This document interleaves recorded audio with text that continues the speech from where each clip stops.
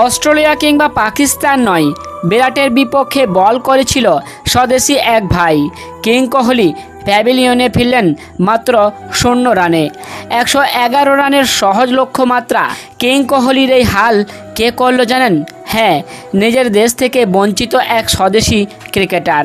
যে ছেলেটা একসময় ভারতের হয়ে আন্ডার-19 খেলেছেন, ভালো বোলিংয়ের দক্ষতা ছিল, তবুও সে ভারত থেকে ক্রিকেট গড়তে পারেনি।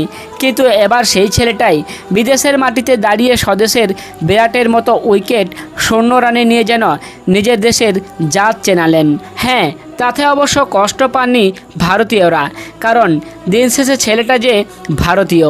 অনেকেই বলে ভারতের ক্রিকেটে নাকি রাজনীতিতে পরিপূর্ণ, যার কারণে বহু ট্যালেন্টেড ক্রিকেটার জায়গা পায়নি। কিন্তু না, ভারতের ক্রিকেটে কম্পিটিশনটাও অনেক বেশি। একটা জায়গা পূর্ণ করার জন্য কমপক্ষে 10 জন